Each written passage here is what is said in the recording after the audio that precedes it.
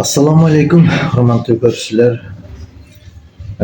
Менің қайрылайын деген бардығы келе WhatsApp группалар бар.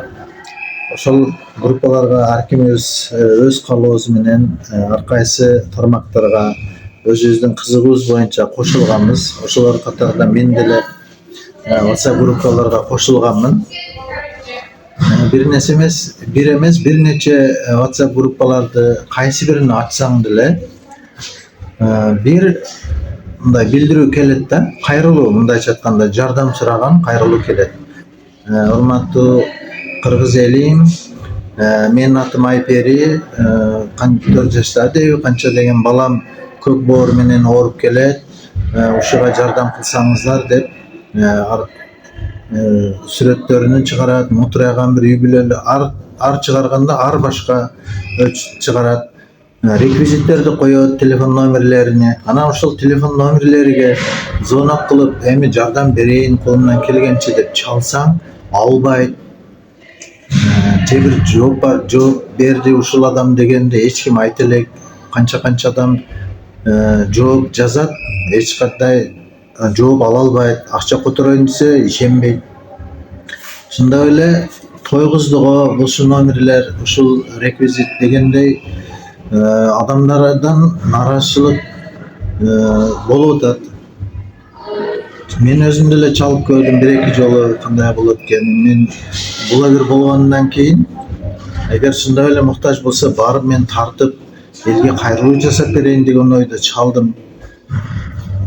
Анан админдерге кайрылып ушуну жок кылчы, жоготчу, чалсаң албайт, жардам кылайын десең же бир жооп бербейт десе,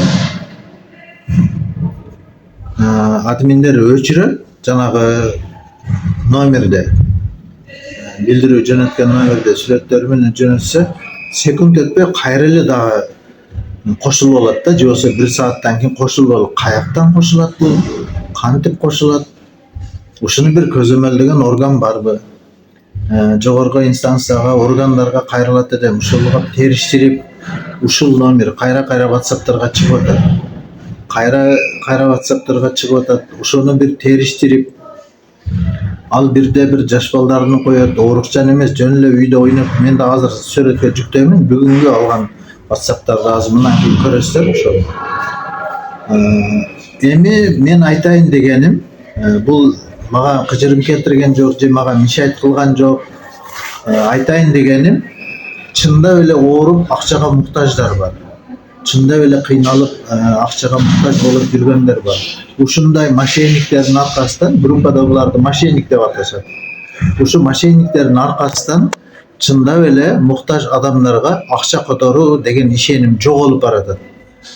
Мен өзүм күбөсү болгондугум үчүн айтайын, ушундай мошенниктердин, мошенницалардын аркасынан ого жалган кайра чыгарып бербечи, тойгуздум деген отзывдарды жазат, чалып көрөт, чындап эле жардам берейин дегендер албагандан кийинки бир чыныгы боору ооруп Индияга операцияга барайын, же бир кайсы бир чоңураак башка мамлекетте операцияга муктаж болгон, акча муктаждыгы жаралган, канча миң доллар акча каражаты жетишпей аткан инсандар кайрылуу жасаса, бул дагы жанагынын бири да деген ишенич жоголуп баратат.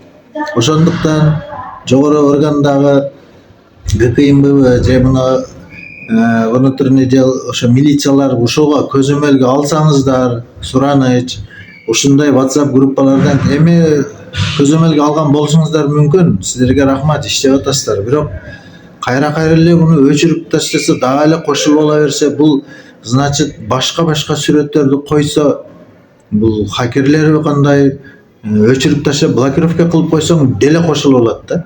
Түшүнбөйм ошого.